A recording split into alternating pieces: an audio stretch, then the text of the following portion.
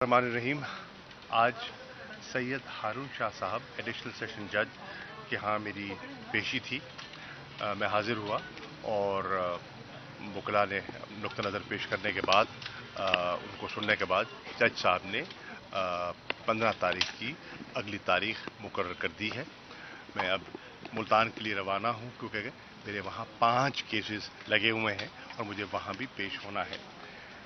इस वक्त जिस मौजू पे मैं बात करना चाहता हूँ वो एक ऐसा मौजू है जिसने पूरी उम्मत मुसल्लमा की दिल आज़ारी की है, और वो है स्वीडन में जो कुरान शरीफ का जो एक दर्दनाक जो आपने अपनी स्क्रीन्स पे देखा, जिस तरह बेहुरमती की गई, जिस तरह आग लगाई गई। जी जी जी जी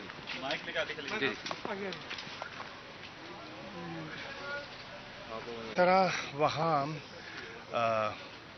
कुरान शरीफ को जलाया गया, उससे पूरी आलम इस्लाम में एक इज़्तिराब की कैफियत है। आपको याद होगा कि ये जो इस्लामोफोबिया का जो ट्रेंड है, एक बढ़ता हुआ रुझान है, इसकी हमने निशानदेही की थी जब तहरीक इंसाफ की हुकूमत थी, और इसको मैं बैसियत वज़ीर ख़ारजा इस नुक्ते को लेकर गया था नियामे, जो वज़राए ख़ारजा की जो वहाँ फॉरेन मिनिस्टर्स का इजलास था।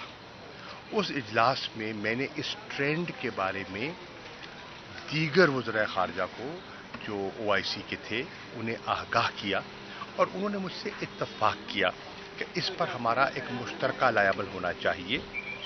उस लाएअमल को एक रेजोल्यूशन की शक्ल में, यूनानिमस रेजोल्यूशन की शक्ल में हमने पास करवाया कि ये जो आए दिन फ्रीडम ऑफ एक्सप्रेशन के नाम पर 1 अरब से ज़्यादा मुसलमानों की दिल आज़ारी होती है, इसका कोई जवाज़ नहीं है, और उससे मुतासिर होता है, बहुत से माशरे मुतासिर होते हैं, और आम शहरी जो है उससे मुतासिर होता है, नुक्स अमन पैदा होता है, और इंसानी जानों को ख़तरा लाहक हो जाता है। मामला अक़वाम मुत्तहिदा तक गया, वहाँ कंसेंसस बिल्ड करने की हमने कोशिश की, और पाकिस्तान ने अल्हम्दुलिल्लाह उस वक़्त एक कलीदी किरदार अदा किया। फैसला हुआ कि 15 मार्च हर साल इस्लामोफोबिया के इस ट्रेंड के खिलाफ पूरी दुनिया में यकज़बा होकर एक बात की जाएगी और इसका तदारुक किया जाएगा। मुझे खुशी है कि OIC के हंगामी इजलास में इस पर गौर व खौस भी हुआ और एक मज़म्मती करारदाद भी सामने आई, लेकिन करारदाद जो कि बहुत अहम है, नाकाफ़ी है। इस पे हमें सोचना होगा कि आए दिन ऐसे वाक़यात रूनुमा अगर होते रहते हैं और पूरी दुनिया में उसका एक रिएक्शन आता है, तो उसका हल क्या है? इंटरनेशनल लॉ क्या कहता है? अगर कानून साजी दरकार है तो क्या होनी चाहिए? हम ये नहीं कहते कि इजहार राय पर कदगन हो, लेकिन उसकी हदूद व क़यूद का तयन होना चाहिए। इजहार राय का मैं ख्वाहिशमंद हूँ, लेकिन इजहार राय जो किसी की दिल आज़ारी करे और किसी की जान को ख़तरे से दो चार कर दे, ये कैसा इजहार राय है? तो इस पे रिफ्लेक्ट करने की ज़रूरत है।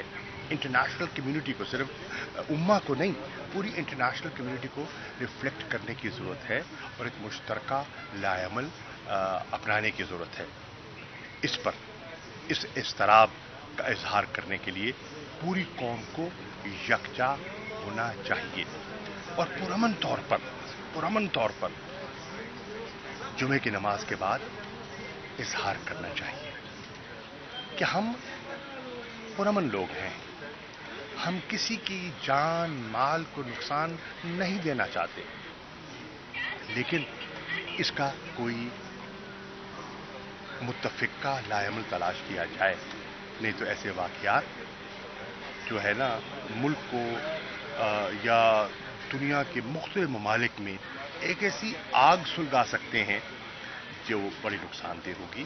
तो ये इस वक्त हर पाकिस्तानी का और हर मुसलमान का दिल दुखा हुआ है। شکریہ. موجودہ حکومت IMF کے معاہدے کو اپنی کامیابی کراتے ہیں، آپ اس معاہدے کو کس طرح دیکھ رہے ہیں؟ کیا پاکستانی قوم کے لیے بہتر ہے یا آپ لوگوں نے بہتر کیا تھا معاہدہ؟ دیکھیے عرضی ہے، ایک معاہدہ ہوا ہے، ایک 9 ماہ کے لیے $3 بلین کا سٹینڈ بائی ارینجمنٹ جو ہے وہ آپ کے سامنے آیا ہے. اس سے یہ تو ہوا ہے کہ جو امیڈیٹ ڈیفالٹ کا خطرہ تھا وہ ٹل گیا. اس حد تک تو مجھے اس معاہدے کی افادیت کا احساس بھی ہے. لیکن سوال یہ ہے، کیا یہ حل ہے؟ یہ حل نہیں ہے. یہ ایک سٹاپ کیپ ارینجمنٹ ہے، اور اس سٹاپ کیپ ارینجمنٹ میں آپ کے چند ماہ گزر جائیں گے. اس کے بعد کیا ہوگا؟ ہمیں اس کا حل تلاش کرنا ہوگا. ہمیں اپنے ہاؤس کو آرڈر کرنا ہوگا. ہمیں جو اکنامک ریسٹرکچرنگ ریکوائرڈ ہے اس کی طرف آگے جانا ہوگا.